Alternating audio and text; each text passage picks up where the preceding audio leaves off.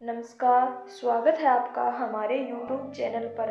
आज हम आपको सुनाने जा रहे हैं बृहस्पतिवार की व्रत कथा। चलो शुरू करते हैं। प्राचीन समय की बात है, एक बड़ा प्रतापित था दानी राजा था। वह प्रत्येक गुरुवार को व्रत रखता एवं पूजा करता। यह उसकी रानी को अच्छा न लगता। ना वह व्रत करती और ना किसी को एक पैसा दान में देती। राजा को भी ऐसा करने से मना किया करती थी। एक समय की बात है कि राजा शिकार खेलने वन को चले गए। घर पर रानी और दासी थी।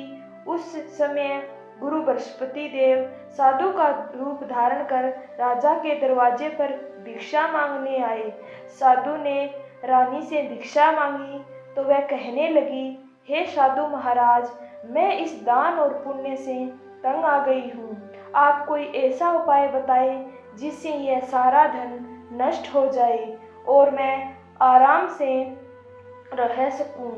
साधु रूपी बृहस्पति देव ने कहा, हे देवी, तुम बड़ी ही विचित्र हो।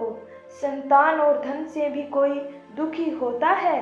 अगर तुम्हारे पास धन अधिक है तो इसे शुभ कार्यों में लगाओ जिससे तुम्हारा दोनों लोग सुधरे। परंतु साधु की इन बातों से रानी खुश नहीं हुई। उसने कहा, मुझे ऐसे धन की आवश्यकता नहीं जिससे मैं दान दूं तथा जिसको संभालने में ही मेरा सारा समय नष्ट हो जाए। साधु ने कहा, यदि तुम्हारी ऐसी इच्छा है तो ऐसा मैं तुम्हें बताता हूँ, वैसा ही तुम करना। बृहस्पति देव के बृहस्पतिवार के दिन तुम घर को गोबर से लीपना, अपने केशों को पीली मिट्टी से धोना, केशों को धोते समय स्नान करना, राजा से हजामत बनवाने को कहना, भोजन में मांस मदिरा खाना, कपड़ा धोबी के यहाँ धुलने डालना। इस प्रकार 7 बृहस्पतिवार करने से तुम्हारा समस्त धन नष्ट हो जाएगा। इतना कहकर साधु बने बृहस्पति देव जी अंतर ध्यान हो गए। साधु से कहे अनुसार करते हुए रानी को केवल 3 बृहस्पतिवार ही बीते थे कि उसकी समस्त धन संपत्ति नष्ट हो गई। भोजन के लिए परिवार तरसने लगा। एक दिन राजा रानी से बोला, हे रानी, तुम यहीं रहो, मैं दूसरे देश को जाता हूँ, क्योंकि यहाँ मुझे सभी जानते हैं, इसलिए मैं कोई छोटा कार्य नहीं कर सकता। ऐसा कहकर राजा परदेश चला गया। वहाँ वह जंगल से लकड़ी काट कर लाता और शहर में बेचता। इस तरह वह अपना जीवन व्यतीत करने लगा। इधर राजा के बिना रानी और दासी दुखी रहने लगी। एक समय जब रानी और दासी को 7 दिन बिना भोजन के रहना पड़ा तो रानी ने अपनी दासी से कहा, हे दासी, पास ही के नगर में मेरी बहन रहती है, वह बड़ी धनवान है, तू उसके पास जा और कुछ खाने के लिए ले आ ताकि हमारा थोड़ा गुजर बसर हो जाए। दासी रानी की बहन के पास गई। उस दिन बृहस्पतिवार था। रानी की बहन उस समय बृहस्पतिवार की कथा सुन रही थी। दासी ने रानी की बहन को अपनी रानी का संदेश दिया, लेकिन रानी की बहन ने कोई उत्तर नहीं दिया। जब दासी को रानी की बहन से कोई उत्तर नहीं मिला तो वह दुखी हुई। उसे क्रोध भी आया। दासी ने वापस आकर रानी को सारी बात बता दी। सुनकर रानी अपने भाग्य को कोसने लगी। उधर रानी की बहन ने सोचा कि मेरी बहन की दासी आई थी, परंतु मैं उससे नहीं बोली, इससे वह बहुत दुखी होगी। कथा सुनकर और पूजन समाप्त कर वह अपनी बहन के घर गई और कहने लगी, हे बहन, मैं बृहस्पतिवार का व्रत कर रही थी, तुम्हारी दासी गई, परंतु तब मैं कथा पढ़ रही थी और कथा पढ़ते समय ना मैं बोलती हूँ और ना ही उठती हूँ, इसलिए मैं कुछ ना बोली। कहो बहन, दासी क्यों गई थी? रानी बोली, बहन, हमारे घर अनाज नहीं था। ऐसा कहते कहते रानी की आंखें भर आई। उसने दासी समेत भूखा रहने की बात अपनी बहन को बता दी। रानी की बहन बोली, देखो बहन, बृहस्पति देव भगवान सबकी मनोकामनाएं पूर्ण करते हैं। देखो, शायद तुम्हारे घर में अनाज रखा हो। यह सुनकर दासी घर के अंदर गई तो वहाँ उसे एक घड़ा अनाज का भरा मिला। उसने बड़ी हैरानी हुई क्योंकि उसे एक एक बर्तन देख लिया था। उसने बाहर आकर रानी को बताया। दासी रानी से कहने लगी, हे रानी, जब हमको भोजन नहीं मिलता तो हम भी तो व्रत ही करते हैं, इसलिए क्यों ना इससे व्रत की कथा और विधि पूछ ली जाए, हम भी व्रत किया करेंगे।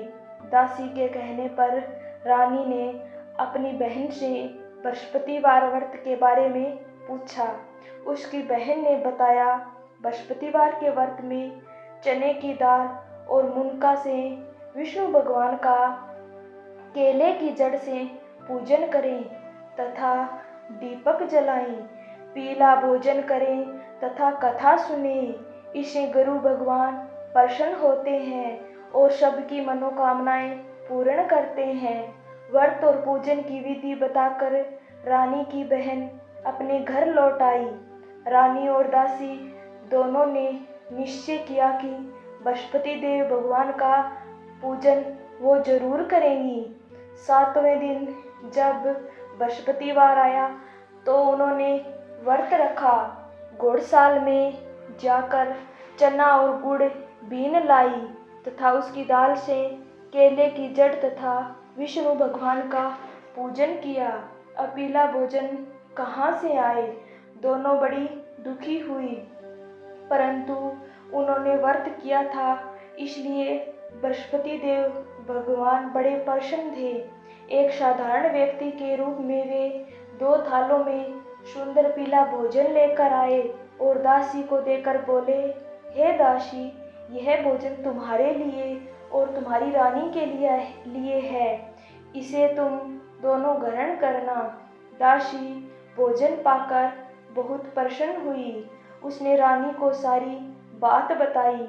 इसके बाद से वे प्रत्येक बृहस्पतिवार को गुरु भगवान का व्रत और पूजन करने लगी। बृहस्पति भगवान की कृपा से उनके पास धन हो गया, परंतु रानी फिर पहले की तरह आलस्य करने लगी। तब दासी बोली, देखो रानी, तुम्हें भी पहले भी इस प्रकार का आलस्य करती थी। तुम्हें धन के रखने में कष्ट होता था, इस कारण सभी धन नष्ट हो गया। अब गुरु भगवान की कृपा से धन मिला है तो फिर तुम्हें आलस्य होता है। बड़ी मुसीबतों के बाद हमने यह धन पाया है, इसलिए हमें दान पुण्य करना चाहिए। अब तुम भूखे मनुष्य को भोजन कराओ, प्याऊ लगवाओ, ब्राह्मणों को दान दो, कुआं, तालाब, बावड़ी आदि का निर्माण कराओ, मंदिर, पाठशाला बनवाकर ज्ञान दो, कुमारी कन्याओं का विवाह करवाओ, अर्थात धन को शुभ कार्यों में खर्च करो, जिससे तुम्हारे कुल का यश बढ़े तथा स्वर्ग प्राप्त हो, अपने पितर प्रसन्न हो। दासी की बात मानकर रानी शुभ कार्यों में अपना धन लगाने लगी। इससे उनका यश फैलने लगा। एक दिन रानी और दासी आपस में विचार करने लगी कि न जाने राजा किस देश में होंगे, उनकी कोई खोज खबर भी नहीं। उन्होंने श्रद्धापूर्वक गुरु भगवान से प्रार्थना की कि राजा जहाँ कहीं भी हो शीघ्र वापस आ जाए। उधर राजा प्रदेश में बहुत दुखी रहने लगा। वह प्रतिदिन जंगल से लकड़ी बीन कर लाता और उसे शहर में बेचकर अपने दुखी जीवन को बड़ी कठिनता से व्यतीत करता। एक दिन दुखी हूँ अपनी पुरानी बातों को याद करके रोने लगा और उदास हो गया। उसी समय राजा के पास बृहस्पति देव साधु के वेश में आकर बोले, हे लकड़हारे, तुम इस सुनसान जंगल में किस चिंता में बैठे हो, मुझे बताओ। यह सुनकर राजा के नेत्रों में जल भर आया। साधु की वंदना कर राजा ने अपनी संपूर्ण कहानी सुनाई। महात्मा दयालु होते हैं। वे राजा से बोले, हे राजा, तुम्हारी पत्नी ने बृहस्पति देव के प्रति अपराध किया था, जिसके कारण तुम्हारी ये दशा हुई। अब तुम चिंता मत करो, भगवान तुम्हें पहले से भी अधिक धन देंगे। देखो, तुम्हारी पत्नी ने बृहस्पतिवार का व्रत प्रारंभ कर दिया है। अब तुम भी बृहस्पतिवार का व्रत करके चने की दाल व गुड़ जल के लोटे में डालकर केले का पूजन करो, फिर कथा कहो या सुनो। भगवान तुम्हारी सब कामनाओं को पूर्ण करेंगे। साधु की बात सुनकर राजा बोला, हे प्रभु, लकड़ी बेचकर तो इतना पैसा भी नहीं बचता जिससे भोजन के उपरांत कुछ बचा सकूं। मैंने रात्रि में अपनी रानी को व्याकुल देखा है। मेरे पास कोई साधन नहीं जिससे उसका समाचार जान सकूं। फिर मैं कौन सी कहानी कहूँ, यह भी मुझको मालूम नहीं। साधु ने कहा, हे राजा, मन में बृहस्पति देव भगवान के पूजन व्रत का निश्चय करो। वे समय तुम्हारे लिए कोई राह बना देंगे। बृहस्पतिवार के दिन तुम रोजाना की तरह लकड़ी लेकर शहर जाना। तुम्हें रोज से दुगना धन मिलेगा, जिससे तुम भली भांति भोजन कर लोगे तथा बृहस्पति देव की पूजा का सामान भी आ जाएगा। धीरे धीरे समय व्यतीत होने पर फिर भी बृहस्पतिवार का दिन आया।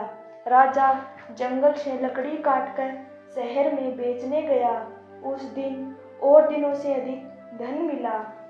राजा ने गुड़ आदि लाकर बृहस्पतिवार का व्रत किया। उस दिन से उसे सभी कलेश दूर हुए। परंतु जब अगले गुरुवार का दिन आया तो वह बृहस्पतिवार का व्रत करना भूल गया। इस कारण बृहस्पति भगवान नाराज हो गए। उस दिन उस नगर के राजा ने विशाल यज्ञ का आयोजन किया था तथा अपने समस्त राज्य में घोषणा करवा दी थी कि सभी मेरे यहाँ भोजन करने आवे, किसी के घर चूल्हा न जले। इस आज्ञा को जो न मानेगा उसको फांसी दे दी जाएगी। राजा की आज्ञा अनुसार राज्य के सभी वासी राजा के भोज में सम्मिलित हुए, लेकिन लकड़हारा कुछ देर से पहुंचा, इसलिए राजा उसको अपने साथ महल ले गए। जब राजा लकड़हारे को भोजन करा रहे थे तो रानी की दृष्टि उस खूंटी पर पड़ी जिस पर उसका हार लटका हुआ था। उस हार खूंटी पर लटका नहीं दिखाई दिया तो रानी को निश्चय हो गया कि मेरा हार इस लकड़हारे ने चुरा लिया है। उसी समय सैनिक बुलवाकर उसको जेल में डलवा दिया। लकड़हारा जेल में विचार करने लगा कि न जाने कौन से पूर्व जन्म के कर्म से मुझे ये दुख प्राप्त हुआ है, और जंगल में मिले साधु को याद करने लगा। तत्काल बृहस्पति देव साधु के रूप में प्रकट हो गए और कहने लगे, अरे मूर्ख, तूने बृहस्पति देव की कथा नहीं की, उसी कारण तुम्हें यह दुख प्राप्त हुआ है। अब चिंता मत कर, बृहस्पतिवार के दिन जेल खाने के दरवाजे पर तुझे 4 पैसे पड़े मिलेंगे। उनसे तुम बृहस्पतिवार की पूजा करने का तो तेरे सभी कष्ट दूर हो जाएंगे। अगले बृहस्पतिवार को उसे जेल के द्वार पर 4 पैसे मिले। राजा ने पूजा का सामान मंगवाकर कथा कही और प्रसाद बांटा। उसी रात्रि में बृहस्पति देव ने उस नगर के राजा को स्वप्न में कहा, हे राजा, तूने जिसे जेल में बंद किया है उसे कल छोड़ देना, वह निर्दोष है। राजा प्रातःकाल उठा और खूंटी पर हार टंगा देखकर लकड़हारे को बुलाकर क्षमा मांगी तथा राजा के योग्य सुंदर वस्त्र आभूषण भेंट कर उसे विदा किया। गुरुदेव की आज्ञा अनुसार राजा अपने नगर को चल दिया। राजा जब नगर के निकट पहुंचा तो उसे बड़ा ही आश्चर्य हुआ। नगर से पहले से अधिक बाग, तालाब और कुएं तथा बहुत सी धर्मशालाएं, मंदिर आदि बने हुए थे। राजा ने पूछा कि यह किसका बाग और धर्मशाला है। तब नगर के सब लोग कहने लगी, यह सब रानी और दासी द्वारा बनाया गया है। राजा को आश्चर्य हुआ और गुस्सा भी आया कि उसकी अनुपस्थिति में रानी के पास इतना धन कहाँ से आया होगा।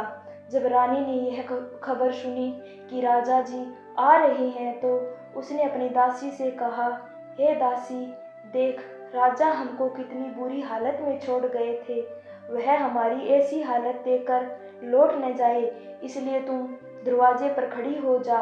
रानी की आज्ञा अनुसार दासी दरवाजे पर खड़ी हो गई और जब राजा आए तो उन्होंने अपने साथ महल में लिवा लाई। जब राजा ने क्रोध करके अपनी तलवार निकाली और पूछने लगा, बताओ, यह धन तुम्हें कैसे प्राप्त हुआ? तब रानी ने सारी कथा कह सुनाई। राजा ने निश्चय किया कि मैं रोजाना दिन में 3 बार कहानी कहा करूँगा और रोज व्रत किया करूँगा। अब हर समय राजा के दुपट्टे में चने की दाल बंधी रहती तथा दिन में 3 बार कथा कहता। एक रोज राजा ने विचार किया कि चलो अपनी बहन के यहाँ हो आऊं। इस तरह का निश्चय कर राजा घोड़े पर सवार हो अपनी बहन के यहाँ चल दिया। मार्ग में उसने देखा कि कुछ आदमी एक मुर्दे को लिए जा रहे थे। उन्हें रोककर राजा कहने लगा, अरे भाइयों, मेरी बृहस्पतिवार की कथा सुन लो। वे बोले, लो, हमारा तो आदमी मर गया है, इसको अपनी कथा की पड़ी है। परंतु कुछ आदमी बोले, अच्छा कहो, हम तुम्हारी कथा भी सुनेंगे। राजा ने दाल निकाली और कथा कहनी शुरू कर दी। जब कथा आधी हुई तो मुर्दा हिलने लगा और जब कथा समाप्त हुई तो राम राम करके मुर्दा वहां से खड़ा हो गया। राजा आगे बढ़ा, उसके चलते चलते शाम हो गई। आगे मार्ग में उसे एक किसान खेत में हल चलाता मिला। राजा ने उससे कथा सुनने का आग्रह किया, लेकिन वह नहीं माना। राजा आगे चल पड़ा। राजा के अटते ही बैल पछाड़ खाकर गिर गए तथा किसान के पेट में बहुत सारा दर्द होने लगा। उसी समय किसान की माँ रोटी लेकर आई। उसने देखा तो अपने पुत्र से सब हाल पूछा। बेटे ने अब सभी हाल बता दिया। बुढ़िया दौड़ी दौड़ी उस घुड़सवार के पास पहुंची और उससे बोली, मैं तेरी कथा सुनूंगी, तू अपनी कथा मेरे खेत पर ही चलकर कहना।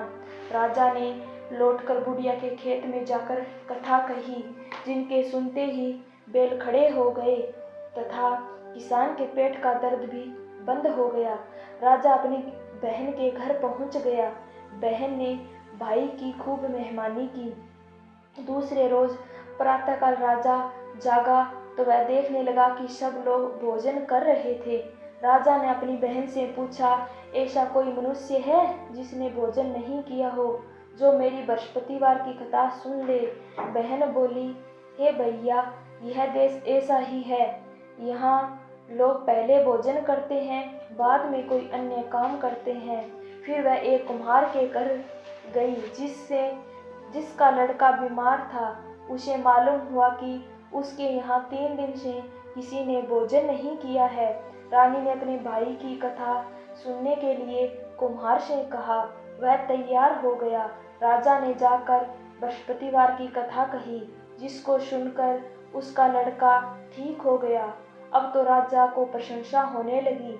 एक दिन राजा ने अपनी बहन से कहा, हे बहन, मैं अपने घर जाऊंगा, तुम भी तैयार हो जाओ। राजा की बहन ने अपनी सास से अपने भाई के साथ जाने की आज्ञा मांगी। सासू बोली, हाँ चली जा, मगर अपने लड़के को मत ले जाना, क्योंकि तेरे भाई के कोई संतान नहीं होती। बहन ने अपने भाई से कहा कि भैया, मैं तो चलूंगी, पर बच्चों को साथ नहीं ले जाऊंगी। इससे भाई का मन दुखी हुआ और राजा अकेला ही अपने नगर को लौट आया। राजा ने अपनी रानी से सारी कथा बताई और बिना भोजन किए वह सैया पर लेट गया। रानी बोली, हे प्रभु, बृहस्पति देव ने हमें सब कुछ दिया है, वे हमें संतान अवश्य देंगे। उसी रात बृहस्पति देव ने राजा को स्वप्न में कहा, हे राजा, उठ, सभी सोच त्याग दे, तेरी रानी गर्भवती है। राजा यह जानकर बड़ा खुश हुआ। 9वें महीने रानी के गर्भ से एक सुंदर पुत्र पैदा हुआ। तब राजा बोला, हे रानी, स्त्री बिना भोजन के रह सकती है, परंतु बिना कहे नहीं रह सकती। जब मेरी बहन आए तो तुम मुझसे कुछ मत कहना। रानी ने हाँ कर दी। जब राजा की बहन ने यह शुभ समाचार सुना तो वह बहुत खुश हुई तथा बधाई लेकर अपने भाई के यहाँ आई। रानी ने तब उसे आने के लिए उल्हाना दी। जब भाई अपने साथ ला रहे थे तब टाल गई, उनके साथ न आई और आज अपने आप भागी भागी बिना बुलाए आ गई। तो राजा की बहन बोली, भाई, मैं इस प्रकार न कहती तो तुम्हारे घर औलाद कैसे होती। बृहस्पति देव सभी कामनाएं पूर्ण करते हैं। जो सद्भावना पूर्वक बृहस्पतिवार का व्रत करता है एवं कथा पढ़ता एवं सुनता है और दूसरों को सुनाता है, बृहस्पति देव सभी उनकी मनोकामनाएं पूर्ण करते हैं, उनकी सदैव रक्षा करते हैं। आपको ये कथा कैसी लगी कमेंट बॉक्स में ज़रूर बताना। धन्यवाद।